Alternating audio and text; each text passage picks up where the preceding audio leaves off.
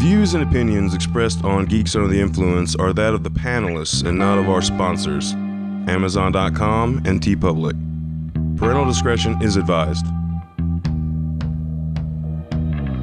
I used to watch those really crappy VH1 listing, like they would list like famous rock bands of all time and stuff, and movies and stuff. And then Aerosmith was talking about when Spinal Tap came out, they tried to sue them because they thought it was a movie about them. They didn't like the parody being about them. And I was like, what is that? I have to see this because I hadn't heard of it. And then my dad, like, when he was like, oh, you want to see? All right, I guess we're at this stage of your life now. Like, he was like annoyed that I was really stoked to see this movie.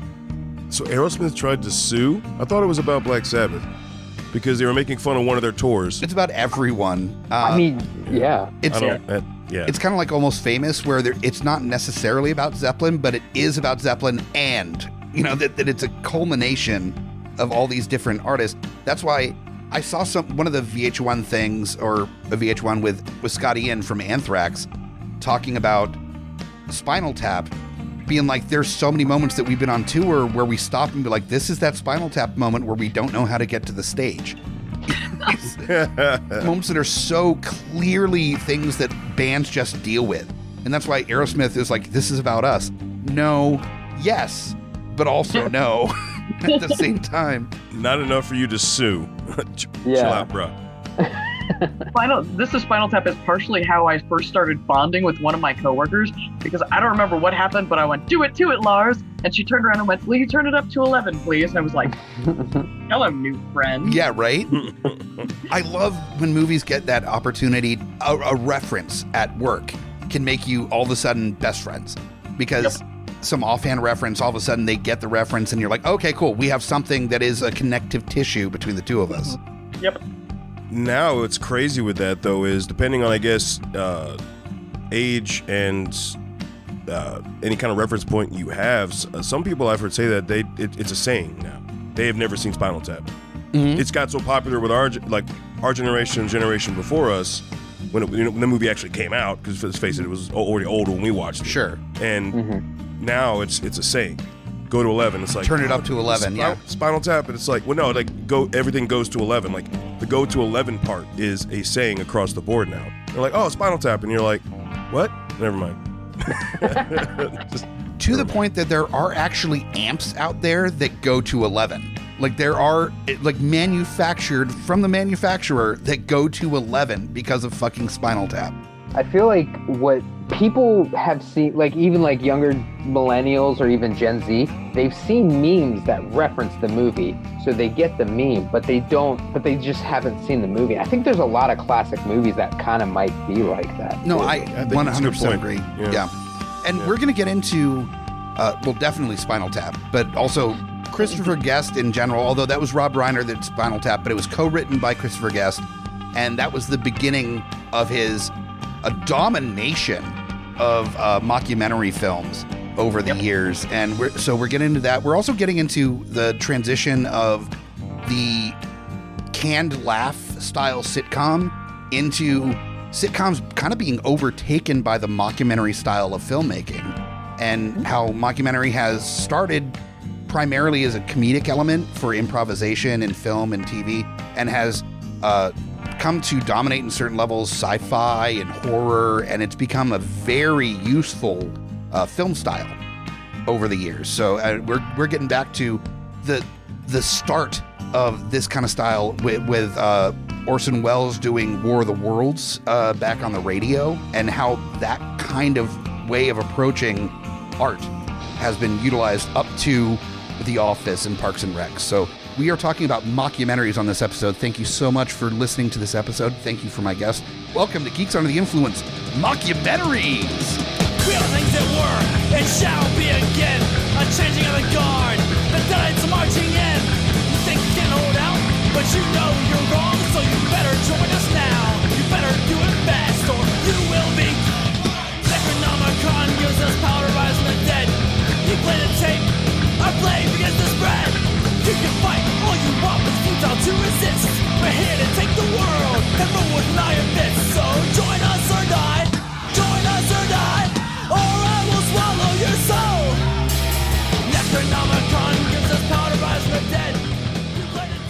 Murphy was nice enough to suggest this as an idea for an episode, and I was over the moon because anytime I get to wax poetic about how much I am obsessed with Christopher Guest, I'm super on board for. But digging into this further, there's such a wealth of conversation about the mockumentary style and how much has utilized that. Oh my gosh, yeah. Like, I thought that I was very well versed in mockumentaries, where I was like, there's maybe like a handful that I'm missing. And then I started looking into it and I was like, holy shit, this is a lot of stuff. It's and a lot. The overlap with like other genres and things that are like, I don't want to say derivative of, because I think that's the wrong term to use when it comes to like found footage and stuff like that. But I think that they're all puzzle pieces or members of the same family. They're an evolution of, I think is probably a better way to put it. Okay. Yeah.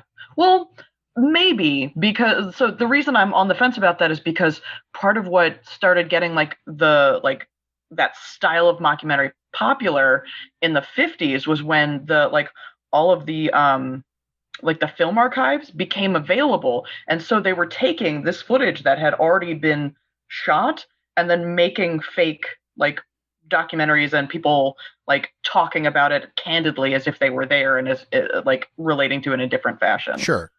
So. Oh. And I did read on that the 50s when all those archives were released, that's really where that changed filmmaking in general, having all that access to all these like previously filmed things. And that definitely had a lot to do with how the mockumentary style developed from the 50s and 60s, 70s. That's when you really saw, I think the 60s is when the term got coined, mockumentary. Yeah, I was reading that as well, and I think they're attributing it to Kit Carson from what I'm seeing. The only reason I kept getting annoyed is because they were like, Kit Carson invented the mockumentary. I'm like, no, he fucking did it. He starred in one. Yeah, exactly. But I love that you brought this up as an idea. A person that we got on that is busting their GUI cherry on this episode is on because I did a search of my friends on Facebook and typed in Christopher Guest, and his wife had mentioned how Waiting for Guffman was one of his favorite films, and I went, huzzah! Finally, like something close to his heart that he can speak to. We've got local comedian God. I'm building you up. Nobody can see my cringe face. Yeah, I'm building you up so we can break you down later. I'm putting the bar so high that there's no way that you can reach that bar. We've got Jesse Jarvis on tonight. Thank you for having me. This is exciting. We've been wanting you on for a minute, but it was one of those like figuring out the right kind of like a jump rope, figuring out the time to jump in and be on something. Mm-hmm. So I'm excited about it being mockumentaries because talk about a wealth of improvisational comedy. You as a comic, I mean, even if you have prepared stuff, you have to be ready to improvise at any moment. And that's what these actors are doing in these films, especially Christopher Guest. Oh, yeah. Where the heavy hitters in the Christopher Guest films are just, they're the ones that can, an inflection being different or just how they hold themselves. Subtlety. It's subtlety. Crazy. Because especially Christopher Guest is so dry. Yeah. So unbelievably dry that they're playing it straight the entire time, but in this perfectly funny way. Oh, yeah. I mean, also, like, I feel like the subject matter in Christopher Guest movies, it's not so much like he's mocking the subject matter itself. It's almost like he's just sort of mocking the human situations that happen. Like in Waiting for Guffman, he's not making fun of bad actors. They're just making light of, very human situations that happen in small towns, I think that's what makes him such a unbelievable wealth of humor in his films is that there's never a point that you feel that you're punching down by laughing at the characters in the film, that you get where how they got to that point. Even if they're ridiculous exaggerations of a human, they're still, you're kind of against your own will rooting for them half the time. Yeah. Thinking about Best in Show, and like every character in that movie is nonsense. But recording a fucking album with your dog where you're like, wow, is so stupid. But you're kind of like, I hope it does well. The scenes with the therapy scenes where they're with the marriage counseling with the dog. I was like, I remember watching that like in high school and be like, oh, that's so silly. And then when you become an adult and you have a dog and you're like married, I mean, you're like, oh no, this kind of makes sense. Yeah, it's like, real. I could totally be in this scenario. It's like, who am I? Sorry, I'm laughing at you. And a gentleman whose entire friendship I've had with seems like something that should have been filmed for a mockumentary because we are both cartoon characters when we're around each other. Co-conspirator on all things GUI. Lowdown Brown MacGyver's here as well. What's going on, everybody? I want to see I want to see a mockumentary about you. Like a My Name is Bruce style mockumentary of just an exaggerated version of you where you're just like mad at any mention of Jay Baruchel. And I feel like a mockumentary of me would just literally be me like smashing people's faces against walls through the whole thing. Yeah, I think if you exaggerate any further, that's what it would be. Any further than it actually is already, yeah, that's pretty much all it would be. I don't know if I think it would get boring after about 15 minutes. Exaggeration would just you acting on your threats. And that's it. Yeah, exactly. Me actually not having restraint. Because when I say stuff, I generally mean it. I just don't act on it. Yeah. So me acting on it would be the thing. That's what remembering. It was like they'll kick me out of society if I actually act on my there's motivations. This thing where apparently it's frowned upon to just go around and like put people in the hospital. Yeah. For being idiots. Normally.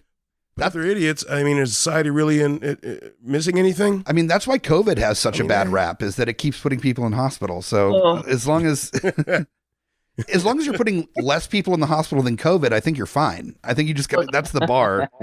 No, man, I'm good then. I'm gonna go then, man. Ooh, I got a high number to reach. I'm good. I am good. I'm gonna flat out say that if your numbers rival COVID for being put in the hospital, I'm fucking proud of you. Thank you. I'm so fucking proud of you. That sounds like shit talk that Muhammad Ali would say. It's like, my numbers rival COVID. He would be like, COVID ain't got shit on me. Yeah, right. And the man who started this whole shit show and now is responsible for what? 7 active podcasts? Calm down. Only 4. No. Everything on the network you're responsible for. Oh, well, that's you don't run them. 8 currently. You're responsible for 8 active shows on the network. 8 active? Okay. Yeah. Pre-cap. Pre-cap. Yep. 8 active shows. We got Michael Bickett. Yeah. Woo! I still get credit when I don't do dick for half of them. Like all the production, all the releases, everything is like in-house for the showrunners of that show. And it's like, yep, your fault. Like, okay, cool. Yep. That works. Hey, in fairness, pretty much every podcast wouldn't be here. So fair. Well, heavy lies the crown, sir. Heavy lies the crown. This is a gross, greasy, beer-covered crown that I'm wearing. This is No, it's just your fucking PBR hat that you destroyed with the fucking 2 beer koozies on the side. Oh, right. Yeah. No, I did have that. That was a real thing. Check out awesome. all the 8 shows available on the network are available at GUIpodcast.com. We've got links to all the shows, all our social media, ways that you can contact all the showrunners, suggest ideas for future episodes, comment on previous episodes, join us on social media, rate, review, all that cool stuff you do for shows. Make sure that you share with your friends all the joy that you get from this and all the other episodes of GUI and the other shows on the network. And on to mockumentaries. Woo! I was looking into when the first mockumentary happened, and it's one of those things like who was the first punk rock band, where it's really hard to figure out like really where the start happened. And there's like a movie from the 1933 that was referenced as maybe a mockumentary, and then something referenced, which I thought was actually legitimate, even though it wasn't the film genre. It was radio, was Orson Welles' War of the Worlds.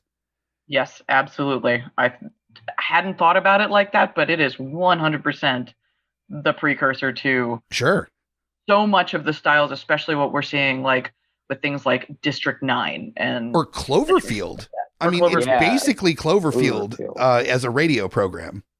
I was going to say, and the only one is it being a precursor that made people actually pack up and go into bunkers and leave their house and leave their town because they really thought we were being raided by aliens. Well, that's when you're the first one to do something like that. People are like, now if somebody was on the radio going like aliens landed, they'd be like, whatever. And the earth is flat. Like they wouldn't believe it at all.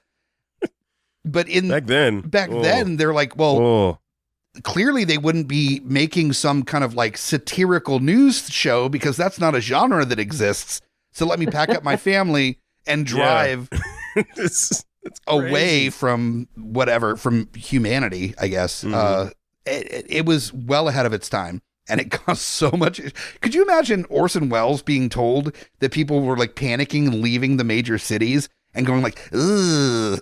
Oh, I wouldn't. No, he was so fucking smug. He had to do the collar take. Where, would have loved that. He would have loved that. He would have. It made it worse because it was Orson Welles, because like that dude couldn't make anything sound happy with his voice. Like his voice was just so, oh man, you know what I mean? It was just so like just down. Like everything he's ever read, it's always been either for the spooky or for the dark. Like I don't feel like he's ever done anything light and jovial. I really want to see somebody that does a good Orson Welles impression do like an ad for Splash Mountain at Disneyland, like something clearly like childlike wonder, beautiful, fun, like super happy, and then like enter a tunnel of darkness and just like fully. The Critic did something like that. The cartoon show from the 90s. Oh, they had a bunch of characters so good of Fox, right? his stuff, and like there was one where it started off where he went Rosebud. Yes, Rosebud's frozen peas, full of green goodness and green penis. Wait, that's terrible. It reminds me, I think it was Paul F. Tompkins that did Werner Herzog reading reviews, his reviews of Trader Joe's. What? Yeah, it's brilliant. And there's actually a video or a audio recording on YouTube of Werner Herzog hearing the impression and responding to it, and in the perfect Werner Herzog being like, that is a very funny joke that was made at my accent. I find it very hilarious. Just not laughing, just so perfect. Oh. But that's what I love is that the mockumentaries or that mockumentary style can be appreciated by the people that are making fun of it. It's the same thing with Nirvana appreciating so deeply that Weird Al Yankovic did a parody of Smells Like Teen Spirit.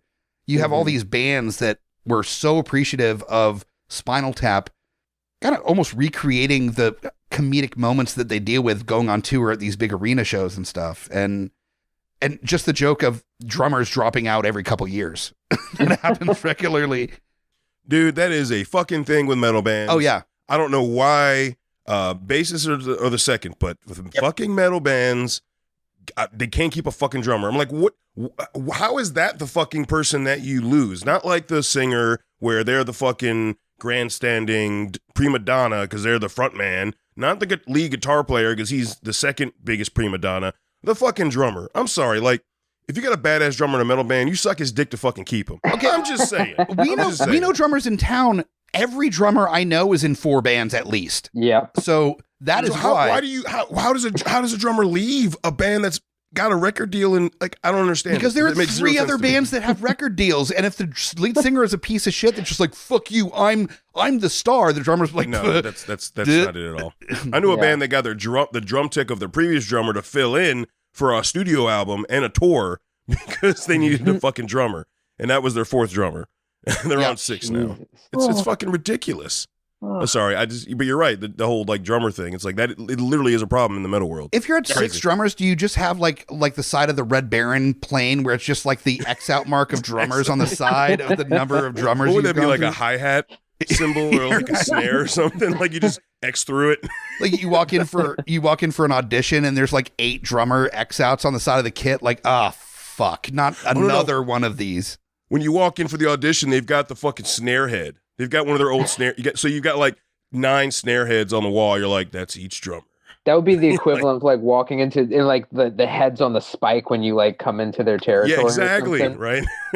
That's only black metal bands that do that. Actually, Sure. One in particular. And I'm talking Emperor. One particularly. That was Actual Mayhem, image of right? him after he blew his brains out. Is that Burzum?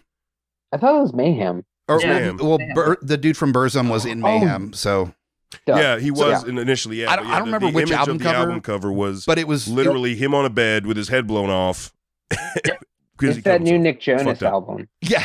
Yeah, it's that new Nick Jonas album. Hanson's coming back, and you aren't going to recognize him anymore.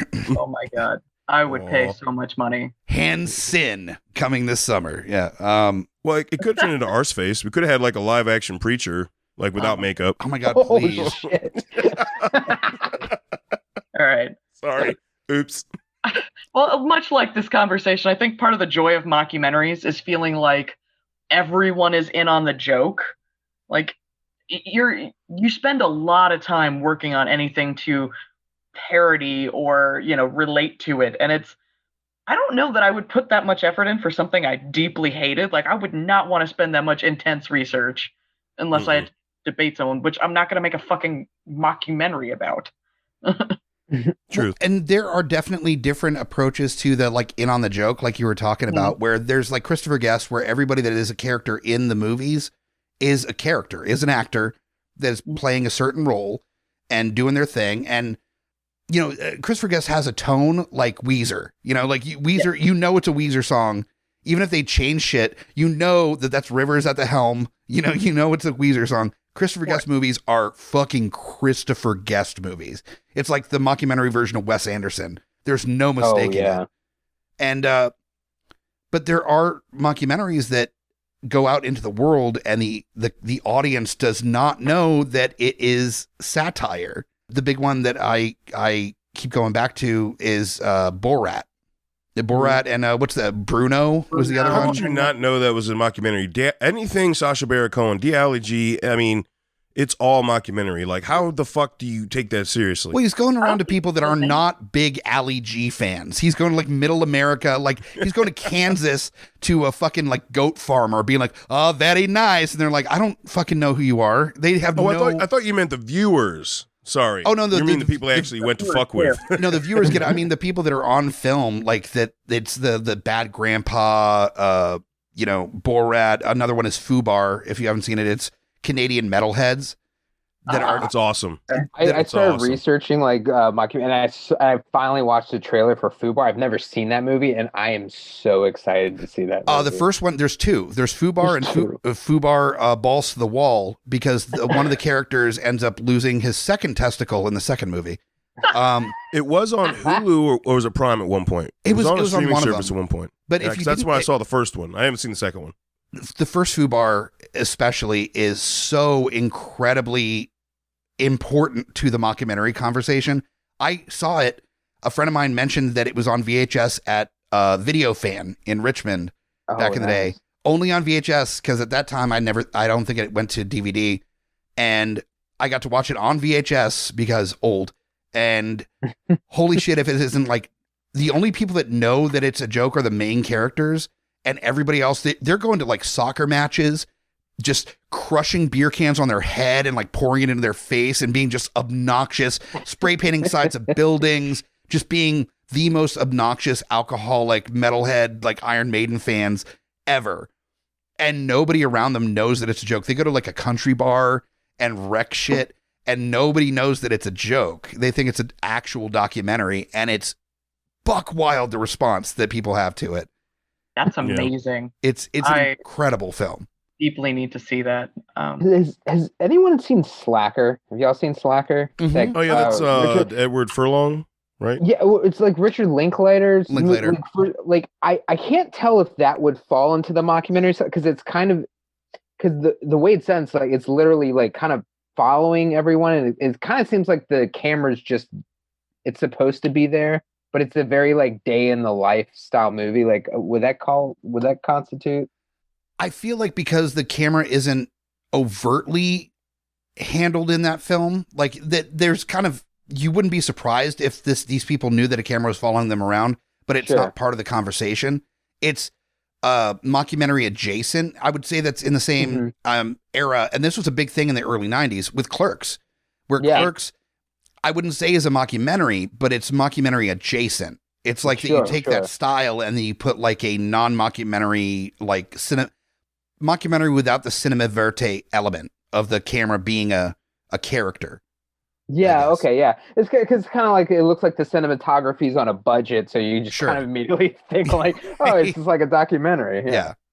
Well, I mean, so Clerks and things like Strangers in Paradise fell under that slice of life of the 80s independent filmmakers where it was basically like a dude and a camera, and they were just like, we're going to make a fucking movie. And they did their thing. And I think that there's a slice of life style of film that evolved from that, where it's not like necessarily anything crazy. It's literally just following people through their day-to-day lives without it being like a takeaway, like, no, we're studying them versus like we're just participating in that day. Sure. And one of the films, one of the things that kind of crosses those, like the borders between like what you were talking about with the nobody knows that this is a documentary except for the three people involved versus like everyone knows.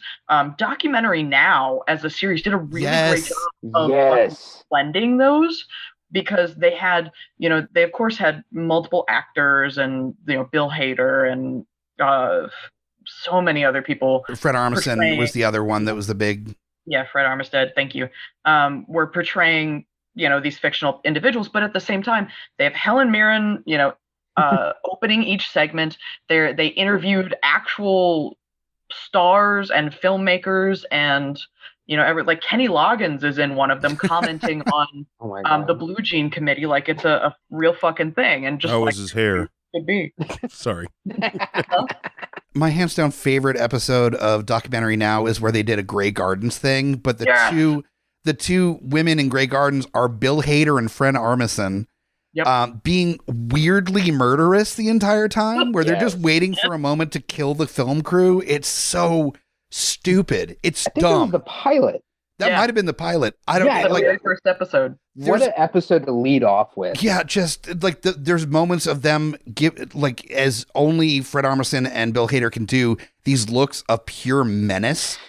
In a moment where they're trying to be sweet ladies, and then there's this moment where the darting like berry eyes from Bill Hader come out, where he's like, "Oh, I'm gonna murder everyone," and it's so pitch perfect.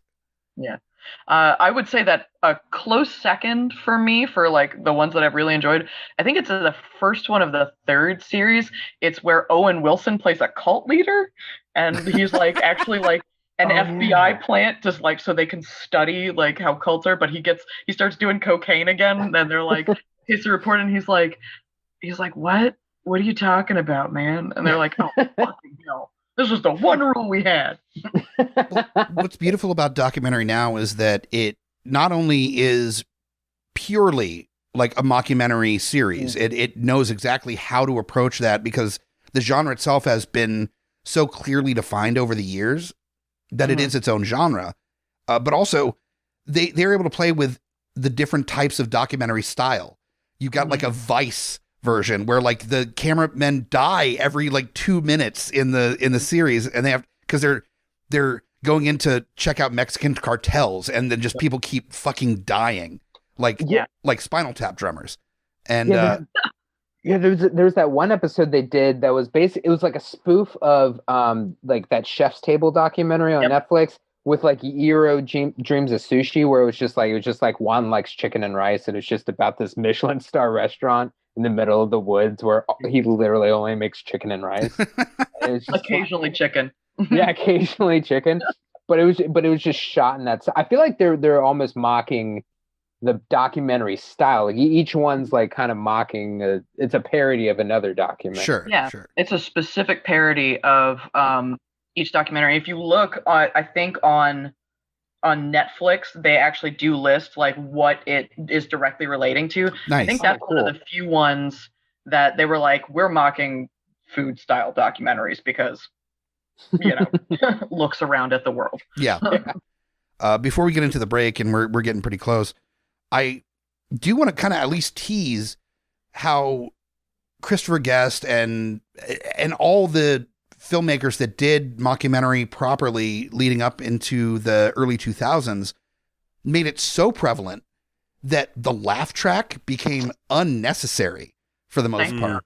And then you've got Ron Howard and company doing Arrested Development, which was not necessarily the first comedy series to do a kind of mockumentary style. There was Reno 911 around the same time as well, but it was definitely one of the first most popular adopters of the mockumentary style to become like the replacement for the sitcom.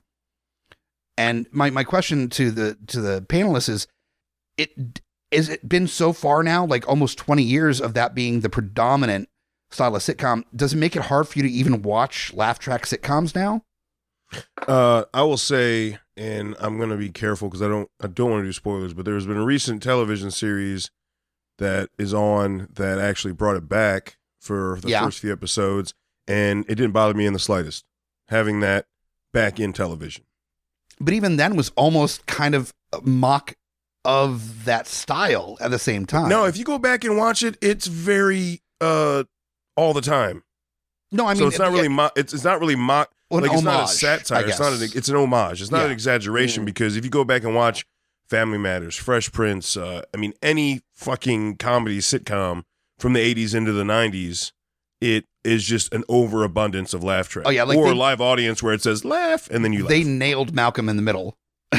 Super hard. I don't want to spoil it because maybe you guys watched it and we don't. And every episode's a different show, so that should be a spoiler. So I will say, like, if you want, I feel like the only network doing the laugh track still is CBS. Like, they still have the old school laugh track, but I think it's just because it caters to like an older viewer, maybe. Like maybe the network itself. Like caters to like maybe an older viewer. Maybe I don't know. Maybe that's off base or something. But it's like I noticed they're the only network that's really still doing it, whereas the other ones are just it's very straightforward, no laugh track.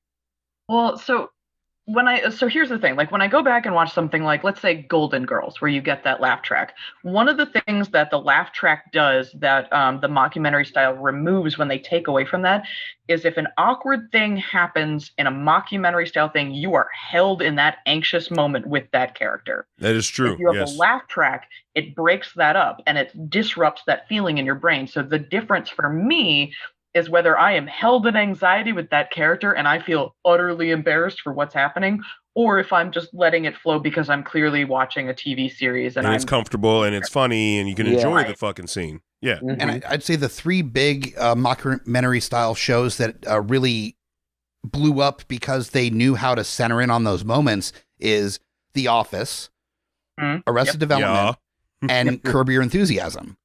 Larry David is a fucking genius. Well, Curb Your Enthusiasm, it's such a Seinfeld show, but it's like if Seinfeld, there wasn't the laugh track to fill the time, but the time was still there. So it's just one of the characters saying something shitty, and then the crowd is just stuck in that moment where nobody knows what to say in the moment. I want to see Seinfeld re-released without the laugh track, just to see just how awkward that show is.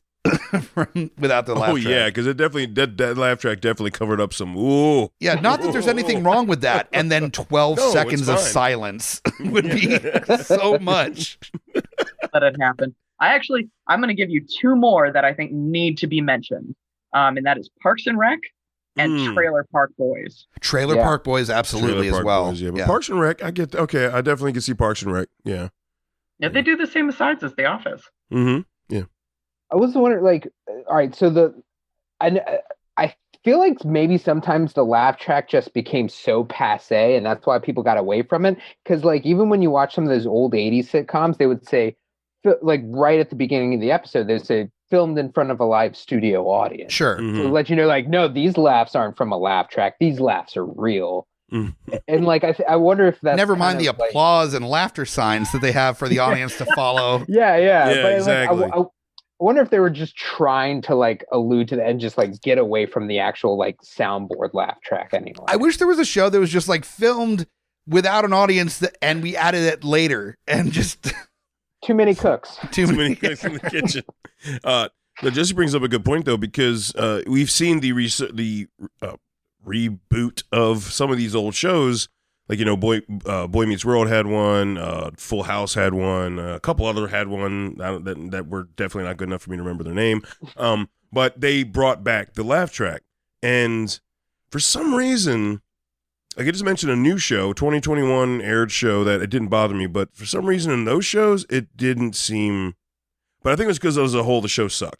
I don't think it was because of the laugh track. I'm trying to break it down. Like, was it the fact that it was completely done in the old style? Well, not the old style, but the style that I grew up in up to like teen versus what started when I was late teen or early, young adult into now. But that's the other thing too, is that style. If you going what Jesse said is like, well, it got so overdone and overused for so many years with so many shows. Same thing could happen to that.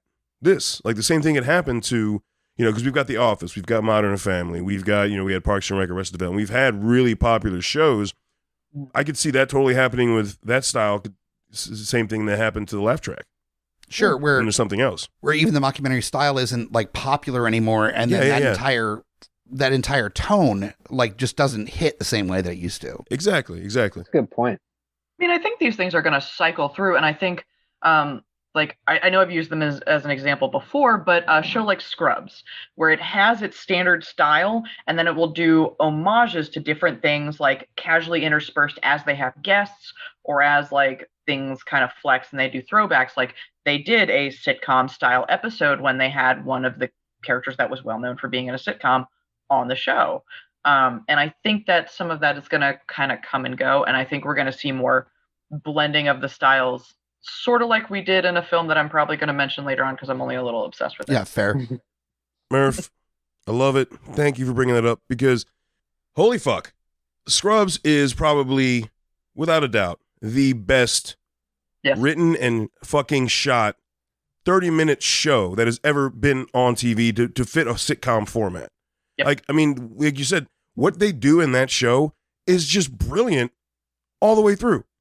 The way they mix, that was like a show that mixed everything, and that was pre more so.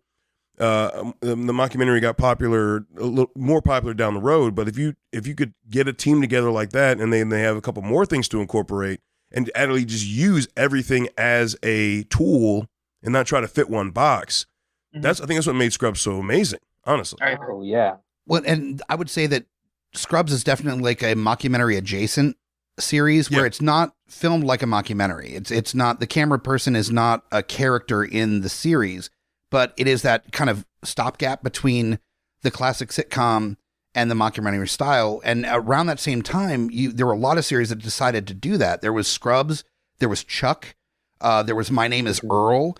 There were a lot of Malcolm in the Middle as well, where they took the laugh track out and they filmed it not necessarily with a handy cam where it was like shaking and moving. It was still a static shot camera, but it had a little bit more of a realistic tone to it. It wasn't relying on it was clear that it wasn't shot on a studio, where it was a fake living room that everything exists. It's not Big Bang Theory, it's not Seinfeld. Yeah. It's its own element. So, well, the one interjection I want to have about Scrubs is actually, so I've been listening to the Scrubs podcast. Y'all already fucking know that because I'm a dork. But in the first season, they actually did want the camera to function as if it was a character of its own. And they handled it a lot differently, like where there's a couple scenes specifically like JD is running through the hospital and he fucking falls. The camera keeps going, turns back around and looks for him because they're like, what the fuck is happening? Oh, okay. Yeah. The camera do that, like, I'm sorry, we just lost that dude. And it has a couple other moments like that, but so they started that way and kind of developed separately a bit. And more of a mix thing than just kind of going that way. Yeah. I feel Parks and Recs did that a little bit as well, that they started as just kind of an Office knockoff. And I'd say by the end of Parks and Recs, they weren't really a mockumentary style anymore. Okay. They weren't having those talking to the camera moments in the later seasons of Parks and Recs. Like the camera no longer became an element in the series by the end of it. So it's a good point. Yeah, I never realized that until you just said that. Honestly, I'm realizing that as I'm saying it. Like I didn't think about that until we were actually, and that's why I love this conversation, because there is this very thin line between some of these shows that they're basically the same thing, but it's really the matter of whether or not the camera is there or not is the big difference. Sure. Oh, the one more thing that I want to mention before we go to the break is that in the realm of shows doing like the mockumentary style, we have to drop in the Monty Python skits because they did all these little blurbs. Like one of the things that I read about was the Hell's Grannies, where, sure. Yeah. Basically grandmas is the Hell's Angels and they interview them and they're talking in their falsetto voices. It's like little, like The Onion news segments kind of thing before The Onion. Yeah. And that is very early mockumentary styling. I mean, that's 60s, I want to say, is that when that really got going. So Yeah. The style's been around for a while, but it's interesting to see how that became kind of the predominant force in TV and some comedy movies as well, depending. But we're going to take a break. When we come back, we're going to delve in a lot more into kind of what it is to be a mockumentary film, other things that are adjacent or kind of a evolution of the mockumentary film. And we're going to be talking about what we're drinking and make a drunken scene or two as well. So stick around. We'll be back in just a moment. Coming straight from the mouths of madness, I'm Lowdown. I'm FU Hunter. Do you love horror? We fucking do. So this is a podcast dedicated to all things in cinematic horror. We're talking movies, television, composers, special effects artists. We're going to fucking cover it. So if you love horror, embrace the madness.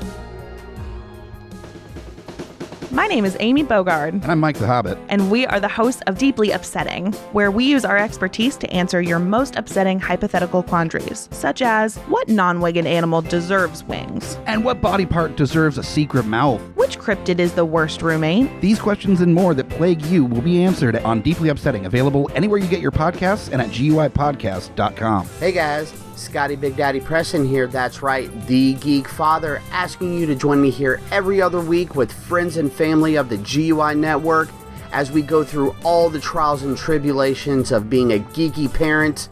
So remember, join us or cry. In a world ravaged by movie studios that keep rehashing the same things, only one podcaster has the guts to make it even worse. Join Mike the Hobbit as he traverses the internet to bring you some of the best and worst ideas for reboots, remakes, and reimaginings of some of your favorite and least favorite TV and film properties. Ideas like a John Waters He-Man movie, Fantastic Four the musical, and Aliens, done entirely with marionettes. What podcast would bring this evil upon the world? This is Smack My Pitch Up. Available anywhere you get your podcasts.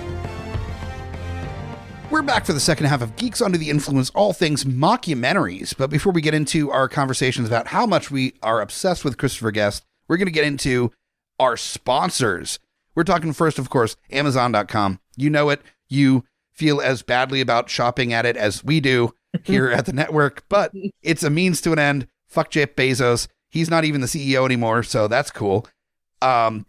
Best sponsor ad ever. There are plenty of reasons to use Amazon.com, and hopefully there will be better avenues in the future. But for now, being able to get your day-to-day stuff without having to go and search it out at the different stores and take 2 or 3 trips to do it, it's necessary, a necessary evil that we all got to do. And what you can do to make yourself feel better about it is to shop through the link at GUIPodcast.com. In the upper right-hand corner on the homepage, click that link, and anything you purchase through Amazon, we get credit for. So we get a little percentage of what you spend at Amazon to use for our show. You don't pay any more money, but we get a little bit of that cut. So if you want some of the money you spend on Amazon to go to us instead of Jeff Bezos, that is the way to do it, is through Amazon.com through GUIPodcast.com. And you're doing so good. I just checked. If you are also, we get credit for anybody that signs up for Prime. So if you've been thinking of doing that, go through our link. And I just checked. Fubar and Fubar 2 are available through Amazon Prime. So who doesn't have Prime? Well, you know what? They are Who maybe doesn't listeners. have Prime? We have enough listeners. There's like 3 people that are like, well, fuck, now I'm gonna sign up for Amazon Prime and watch Fubar and Fubar 2, and just make sure that you're helping out somebody other than Jeff Bezos by doing it through the link at GUIPodcast.com.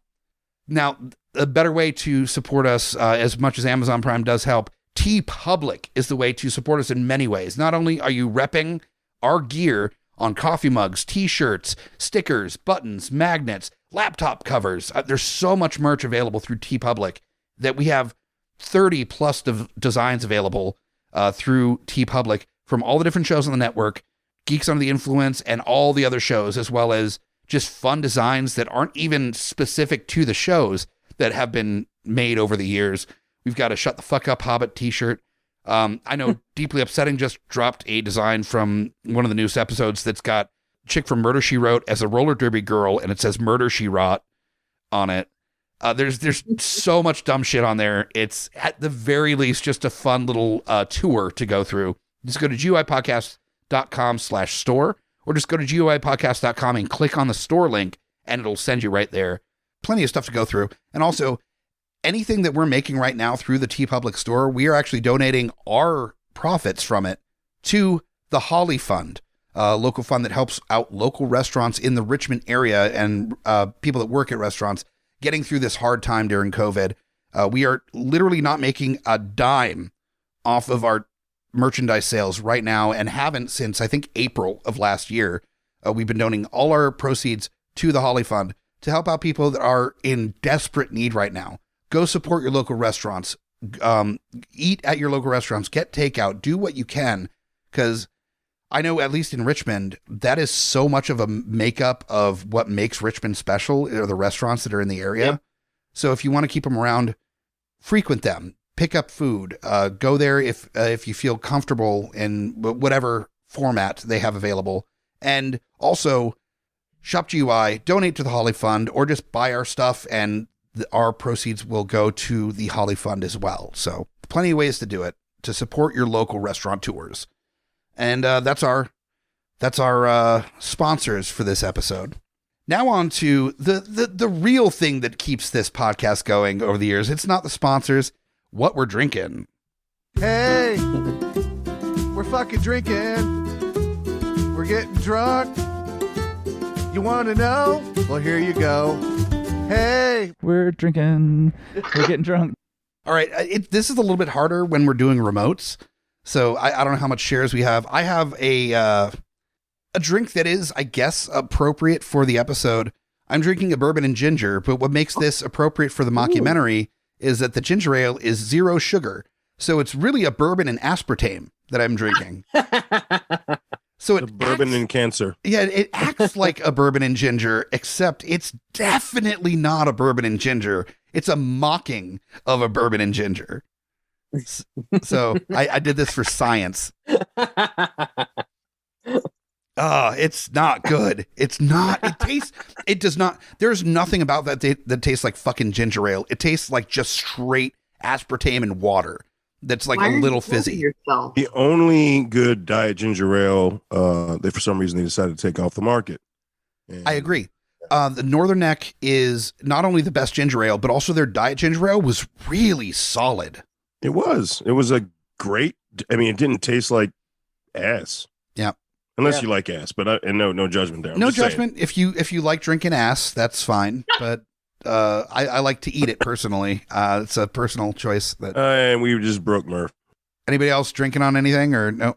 I've got a Busky cider tart cherry 4-pack. Nice. Local. Nice. And then earlier I had a Final Gravity 12 parsecs New England IPA. Nice. You've had that on the show before. Local. Yeah. Solid. All local breweries, cideries, because keep it local. Well, speaking of Busky too, and I love that I've been seeing the photos of what's been being done during the better weather. They were doing outdoor stand-up nights in the back area. But they brought it back indoors. It's just distance and everything. Yeah, and they put a lot of work into making sure all the tables are properly distanced and did everything to make sure that it was like under the correct parameters, that it was as safe as possible. And our friend Carlton, that's been on a number of episodes, is the MC for that event. I know, Jesse, you've done some. They put a lot of work into that, because like I did them when COVID was a thing, but like we were doing the outdoor shows, so you were performing in like the opening of basically like their delivery hangar, so like right? wheelers pulled up to, so you would just be like, and it was really cool though. Like it was so much fun, but they put a lot of work into making the indoor show really like safe and comfort like level, like really nice. Like they did a really good job with that. And I got to double check. I think there might be actually reservations for the indoor shows now. It is. No, you have to book a table, and because it's limited. If I remember correctly, and please double check just to make sure, but our listeners, but I think the last, there's like 2 shows that are being done that both sold out already. So like there are a number of people trying to go to these shows. So keep an eye on the Busky page. There's a Busky comedy page. Keep track of those, because it's always a blast. I've been to a bunch and it's always a really good time. And, they're being smart, which is why stuff sells out, because there's a limited number of seats available. If you miss going out to a comedy show, at least go to a show where they're being smart, they're being safe, they're doing the best they can in this environment, and to get the laughs, to enjoy stand-up. I mean, God, I miss it. I miss going to shows so much. Yeah. So, and that is not paid for by Busky. That is just literally us as fans of stand-up. So, yeah. Mm-hmm. Murphy, you got a drink. I do, in fact. I have the Victory Sour Monkey Sour Triple. Okay. Because, I like it when my sours punch me in the face a little bit. That will do that. Local, located in Pennsylvania.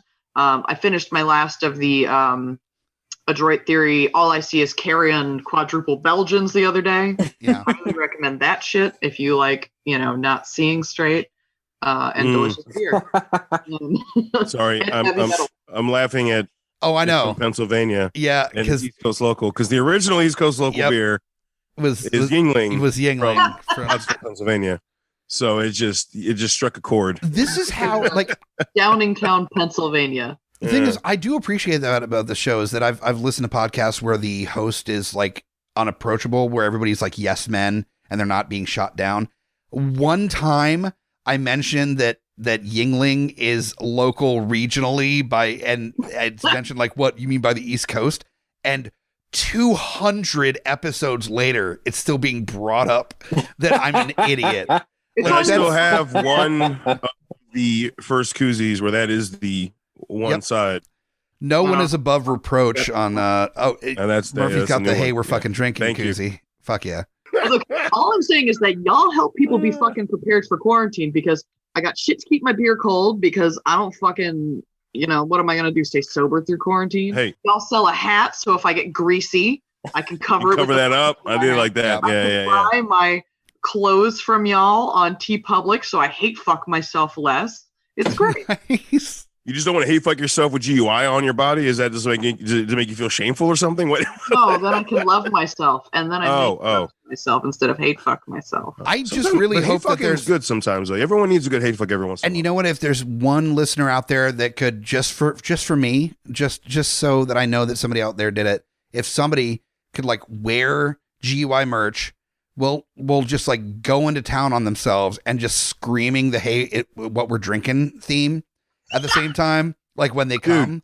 Could that we would get be like the best. Can we call that like a GUI daddy masturbation scene, like or something? Like I don't know how we want to word it. We got to shop the name, yeah. Like I'm just spitballing here. It's spitballing. I feel like we're going into Knight's territory. Or can you call it spitballing? Yeah, spitballing. Yeah, spitballing. Yeah, correct. Yep, that's it. Yeah, it's called the GUI spitball, which is. Instead of we always a phrase on the show is spin and goal. We could say we're spinning pearl. Ooh. Spin and pearl. No. Oh yeah. That's great. Like them apples. That's also jism specific. I want to be an equal opportunity jism supporter. So it's just different, because if we're talking about pearls, then there's like the pearl of the clit, and then there's the pearl of the so that actually makes sense then. Spinning pearls. Yeah. There you go. Hey, pearls. It's what we're spinning. There you go. Yeah, spinning pearls. What can you do? We're flicking pearls. You. Hey. All right, we do actually have some really, really good lines for our drunken scenes for this episode. I'm really excited to get into it. I mean, the mockumentary is so perfect for improvisational humor and just that back and forth. You get two actors that know how to play off of each other, and it makes for some of the most brilliant moments in film. And we've got two really perfect moments in film for this making a drunken scene. Making a drunken scene.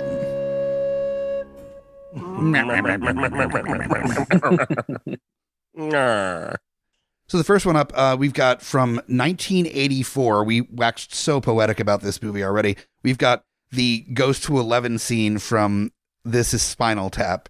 It is one of the most iconic moments. And like, if there was a top 100 moments in film, this moment would be on that list. Yeah, as far as just like iconic. It's been in like anything to do with Spinal Tap. When that gets brought up in a thing, generally it's this segment. I should have thought ahead and looked on YouTube, because I'm sure there was somebody with too much time in their hands and doing like a service to the rest of humanity that compiled all the moments that Goes to 11 was referenced in other movies, because it's been mentioned in everything ever. It's just part of the cultural norm now. As Lowdown was talking about earlier, that it just is, and even Jesse, you were talking about it too, that like kids that don't even know what the reference is to knows that it goes to 11. Everybody knows that freaking line. I swear I saw it in some animated movie like within this year. So that means in the last 2 months where somebody going to 11. I'm like, you have no connection to the thing that was a thing from, because the thing, what the fuck? The person making the animated movie probably fucking does. True, but then you get but that's where you get the degrees of separation from a thing from the movie, is that people are watching that and they find that funny because now they think it's just a something that the writer came up with versus that it has. See, I hate that when they don't get the reference, so they think the writer that is referencing the thing is funny of the thing, and it's like, no, they're just referencing a thing. He didn't write the thing, he just used the thing because he was paying homage to a thing. But this leads to a revelation later in life where they finally watch This Is Spinal Tap, and then like they don't, like a fucking montage, their brain plays like all those clips at once. You know, well, I'd say that's like truthful to Spinal Tap, is that they're doing the kind of the same thing with just the conversation about what it is to be in a band, is that they're taking these stories they heard about like how artists are, and they're putting their own comedic spin to it. It's exaggerated and it's ridiculous, but it's definitely still truthful to the original source material. You know, there are people getting lost underneath an arena. There are people that maybe not Stonehenge, but like something, it was not the size they wanted, or.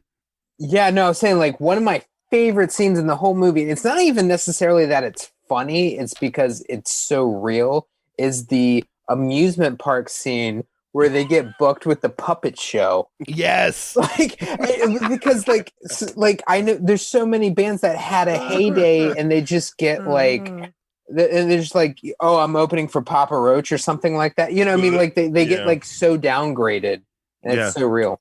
Mm-hmm. So the one thing that I want to say before we get into this drunken scene, because we have to fucking acknowledge it, if we didn't have This Is Spinal Tap, I don't think that Steel Panther would be what they are today. Agreed. Without a fucking doubt. Without a doubt. Great point.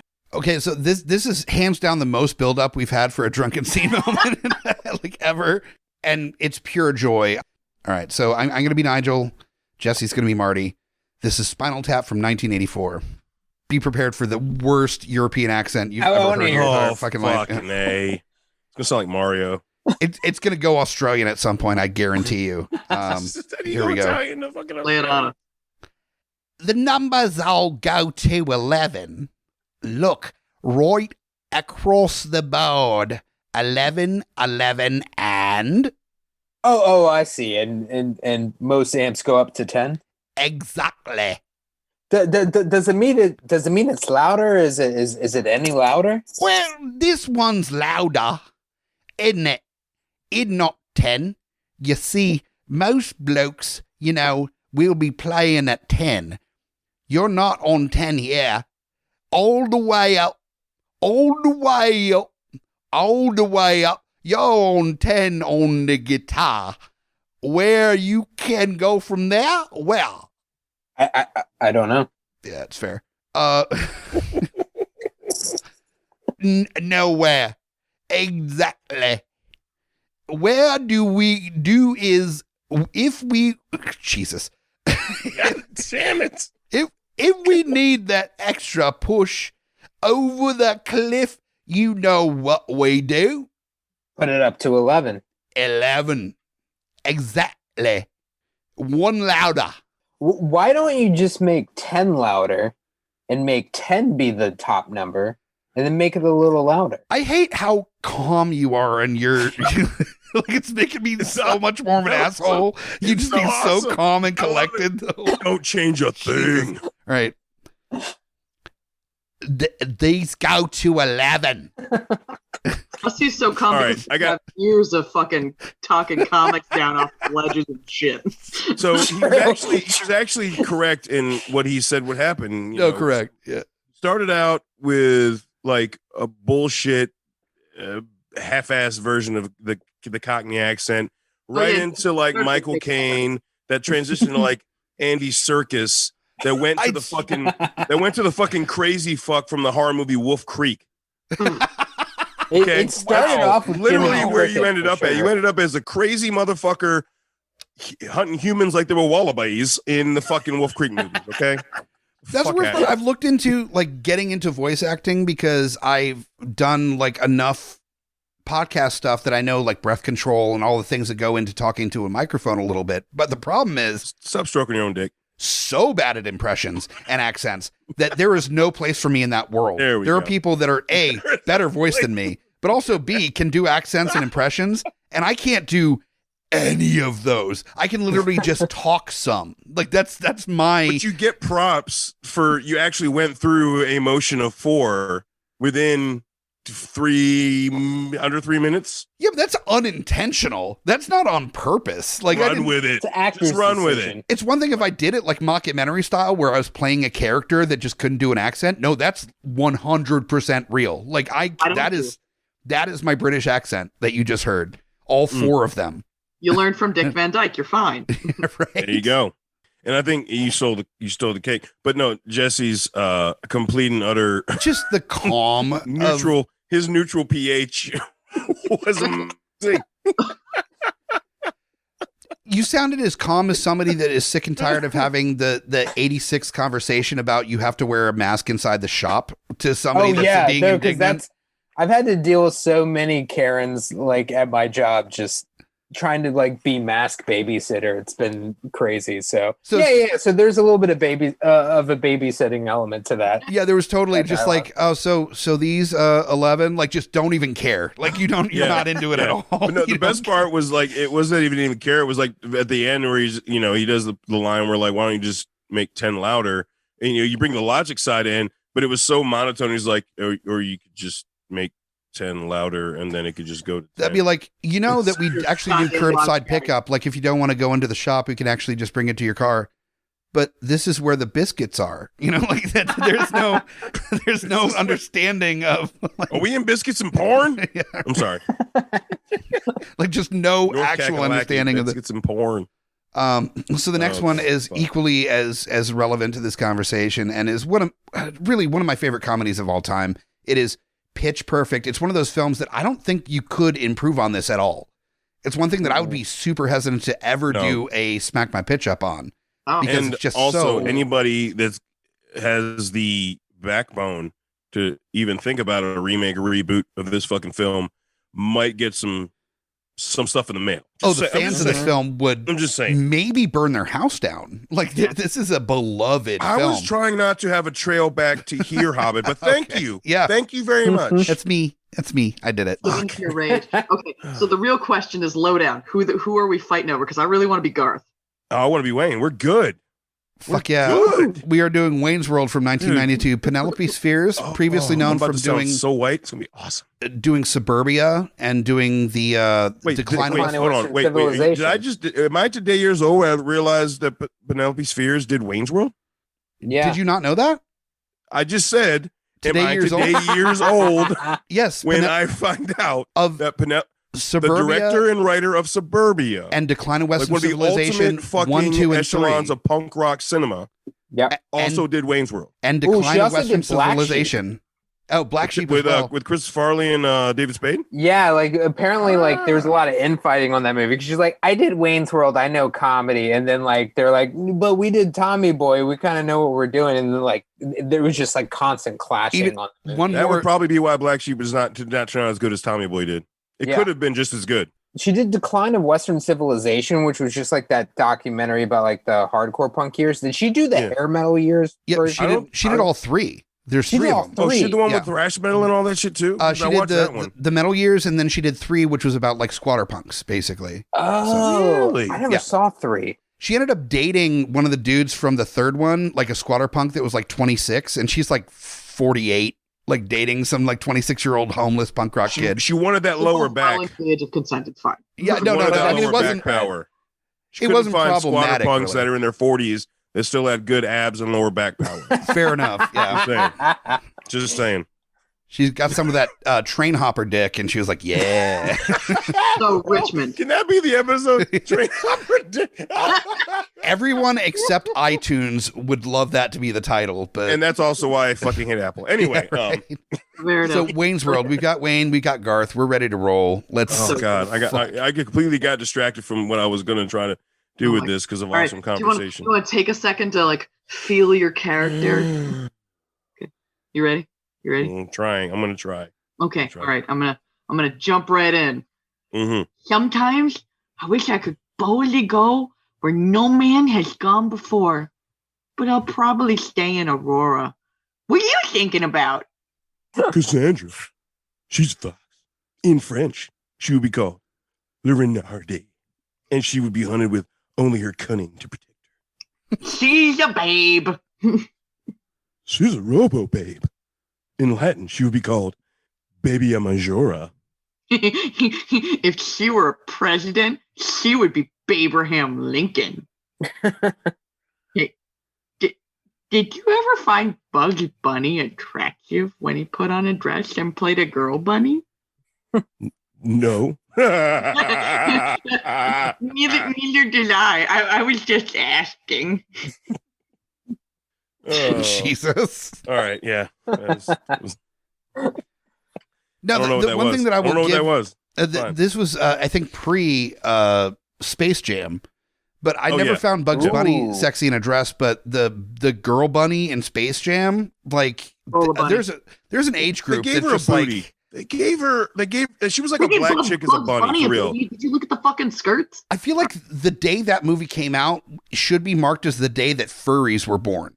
Like that people that grew up to be like, I want to be in a bunny suit and fuck a bunny. Like that's what I need to do with my life. Dude, they like for me personally, like I said, I mean, they gave her obviously the female figure, but at the front view, so the hip, the hourglass thing, because that's how they, that was how they mainly drew women back that's then. What they gave Bugs Bunny. But like she fucking when she turned to the side, I'm like, she has like a fucking 3D ass. Yeah, like they were not being subtle about that.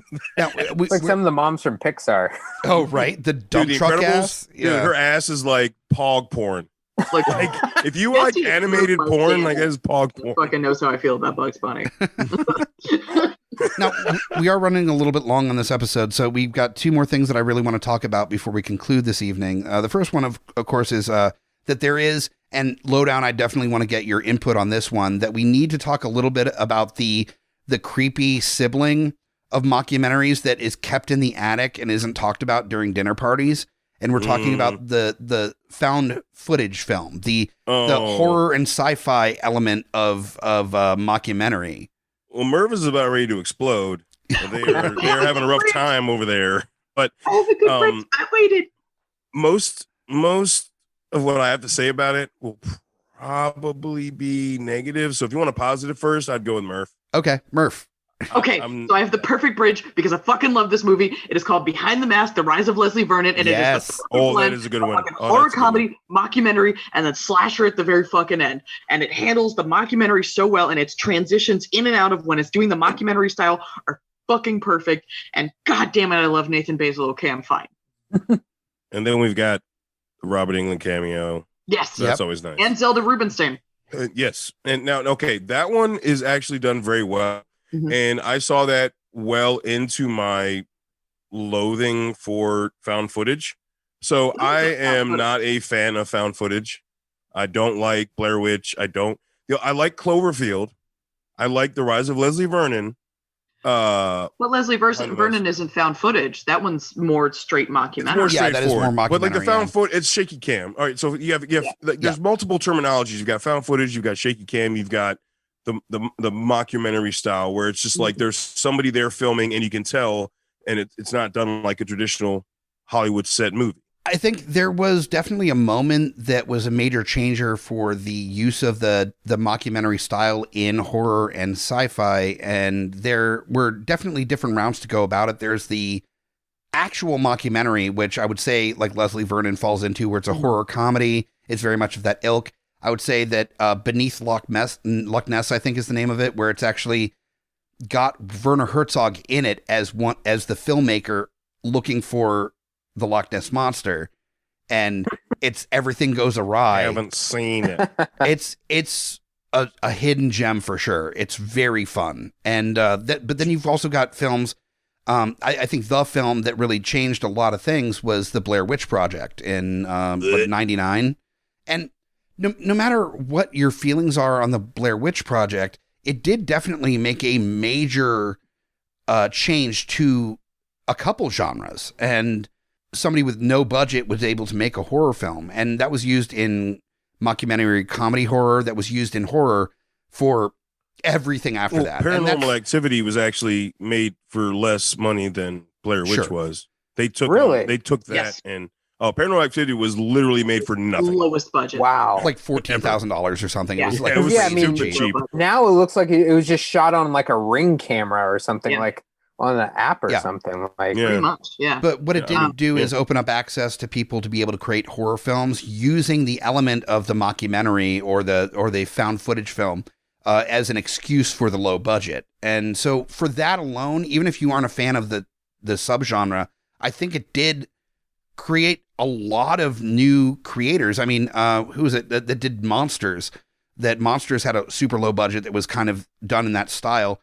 Ended up doing Godzilla, I think, was his next movie after that. What, the Godzilla, like 2014? Yeah. Really? Yeah. I didn't know that.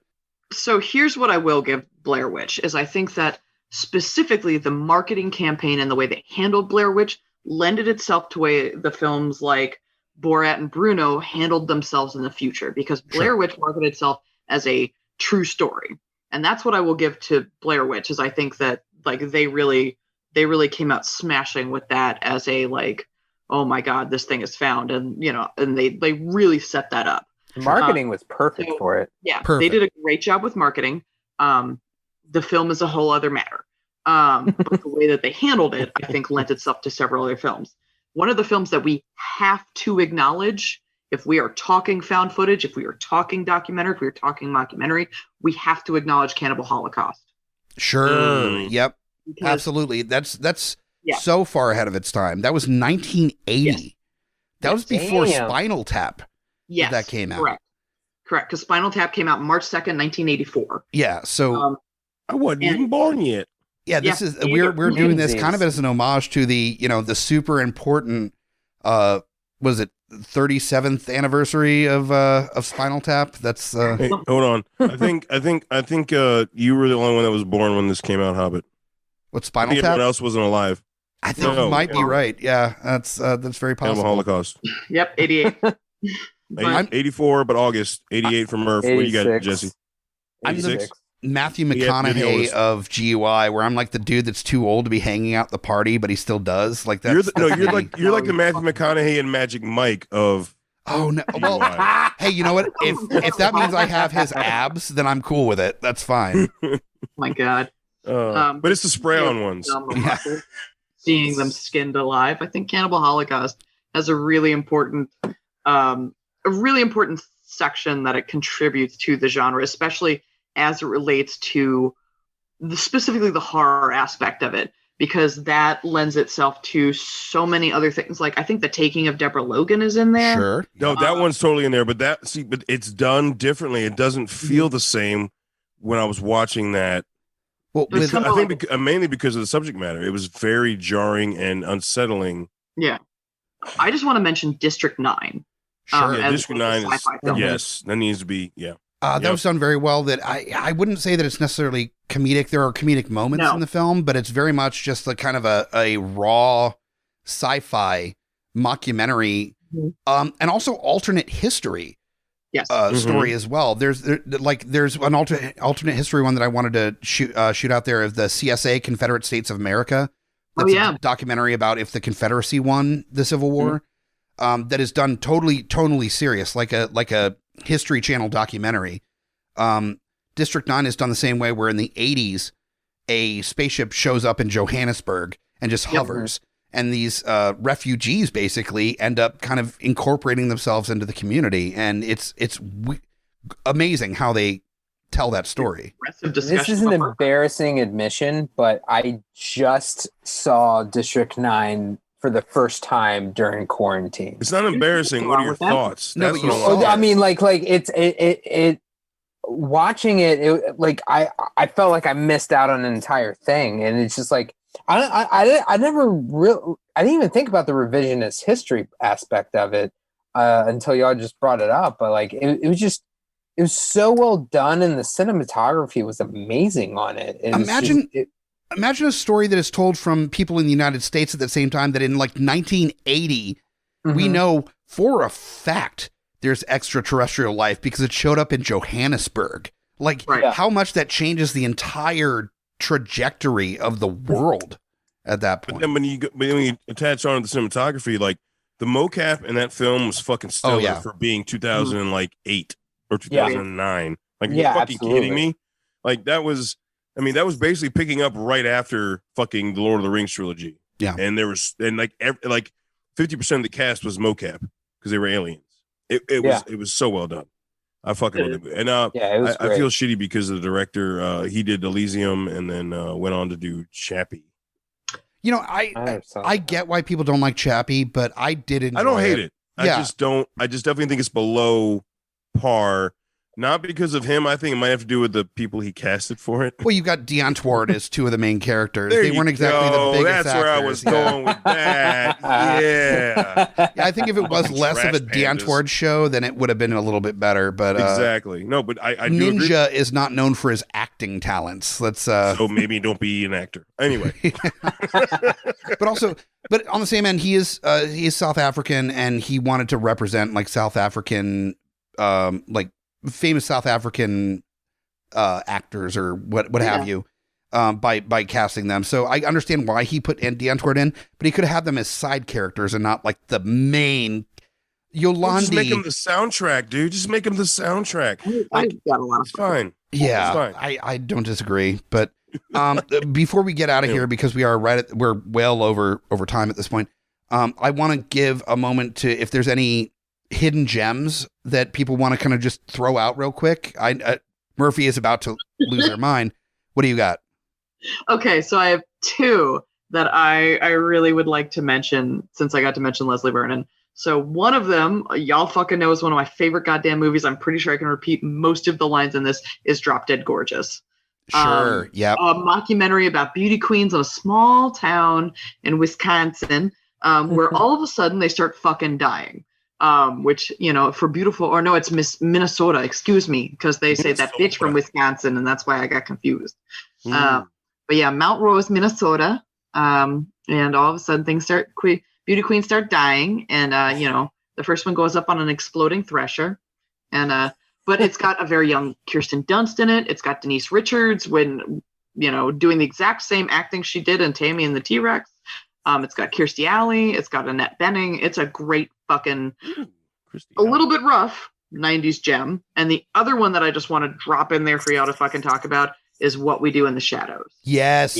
Oh, and that had to come up. I mean, we went right into like the horror, really shockumentary, but What We Do in the Shadows had to come up. I mean, I'm mad we didn't talk about it more. The movie is pure brilliance, and the series is just as good. In my opinion, the series has evolved from where it started to what platform it's on now, and how it's going forward. It was able to, I feel like it was able to really become itself once it kind of shifted. Sure, it's pitch perfect. It is not trying to recreate what happened in the series, but it is in the same universe, and the characters are their own characters. They're not kind of renditions of the previous characters. They're fully fleshed out. They're brilliant. You feel for Guillermo, they're familiar in the house. You feel for him so much, and then his trajectory as a character is incredible through the first two seasons. Well worth a watch. Another one that I really love that is very unknown. I believe it's still on Amazon Prime. It's called The History of Time Travel. Oh. And what I love about it, it's done like a straight up documentary where it's a lot of interviews with people, but it's done where the time stream is changing as they're talking about the history of time travel. That it starts where time travel is a known element. These people did it. This is what happened. And as they talk about it and they talk about them going back and trying stuff, it changes the narrative of the story of time travel in the documentary, where things didn't happen, or they go back to things that they said happened before that happened a different way in the documentaries it goes, to the end where time travel didn't happen, but it's the story of people that tried. And it's a very interesting kind of mixture of multiple paths of time happening within the same documentary while talking about time travel. It's a very, very smart, albeit very low budget mockumentary out there. I love that you're like, it's a very smart documentary, and it's obviously like, it's very, in my brain, it's very Ray Bradbury inspired for all the stories that he did about time travel. And in my brain, I'm like, I like the one where they go most smartest. But that's a really awesome. I'm really glad you mentioned that. I haven't heard of that one. I'm really looking forward to looking that up. Thanks, man. I wouldn't call it a comedy by any stretch. Like it's not a comedy. It's very interesting though. It's dude, would you call Cannibal Holocaust a comedy? No. Not even. I mean, well, okay. Let's be fair. There's some people that would call that a comedy. There are some people that would call that a comedy. Fair. Yeah, I am honestly not one. No. Being impaled from your to the. I made the mistake of on like a first date watching Cannibal Holocaust with the girl. Like I was going to get lucky afterwards. Dude, why the fuck? That's like saying, hey, let's watch a Serbian film. Woo! No, that's like, she was like, I like horror movies. And I was like, okay, cool. We're going to watch Cannibal Holocaust. And then 5 minutes in, I went, why did I do, like, there is no chance, like Lost Boys. Why did I not? Should have went with Lost Boys. Dude, Lost Boys is the ultimate fail-safe if you want to have what you're into, which horror. And I thought you were going to say sex. And I'm like, like I didn't want to have that. You might find out that your current interest is also like, oh, Lost Boys. You're like, yeah, because there's never a wrong time to watch Lost Boys. Dude, it could be, you could wake up at 8 in the fucking morning, and for some fucking reason, it's on one of the fucking channels, and you will stop and you will fucking watch Lost Boys. No, I was just like, first date, like, I like horror movies, cool. Cannibal Holocaust, cool. You went too hard. Yeah, you went too hard, dude. I'm not your target audience. How old were you when that happened? Were you like 22? I was 30. 21? When I was a 30-year-old man. There's no excuse. You just fucking no. In my brain, I'm like, I don't understand what's wrong with this. But then, like, I think back on my history, I'm like, I was eating steak while watching Cannibal Holocaust. Yeah. And I think that Hellraiser is a sexy movie to show like a first date. And so I'm like, maybe I'm not the person to judge this situation. Yeah. We are so running late. Sorry. Is there any other quick movies and shows that people should be checking out? I'm saying this as someone who hasn't done back research on it because I saw it years ago, rented it from a Blockbuster, didn't really think too much about it, but American Movie. Yes. I don't know if that's technically a documentary or if it's like, is it real? Is it not? Like, is the way is it portrayed? It's almost like they're mocking the two filmmakers because they're trying to make this horror film and they're documenting all the follies of it. But like, I can't tell if it's real or not. I think it's just as real as the Amazing Jonathan documentary is real. Where it is, I fell for that. Like it is technically a documentary, but it's also a mockumentary at the same time, and it is truly the Schrodinger's cat of mockumentary and documentary. It is both at the same time. So I think American Movie exists in that same space where it is in some ways a documentary, in some ways it is also a mockumentary at the same time. So it was just really heartfelt. It was comedic, but it was like really harsh and real at the same time. I'm glad that you brought that up. That's a great addition. Yeah. All right. We've got to go, but thank you so much, listeners, for hanging out as long as you have for this episode of Geeks Under the Influence. We will be back next week for a GUI night. Definitely subscribe, rate, review. Jesse, do you got any shows happening in the not too distant future, or just keep an eye out for you? Keep an eye out when, comedy happens again. Right. There is some, definitely check out any live entertainment that you possibly can. There's plenty of like Buskey's putting on very safe comedy shows. Fallout's still doing drag variety shows. Sure. Like support whatever live happenings you can. Yeah, whether fair. It's Zoom or not. Hell yeah. Rate, review, subscribe where you can, tell your friends, and we'll find you next time for another episode of Geeks Under the Influence. I'm Mike the Hobbit with my partner in crime, Lowdown Brown. Yep, that's all he's got. And join us or die. Shut the fuck up, Hobbit. Join us or die. Join us or die. Or I will swallow your soul.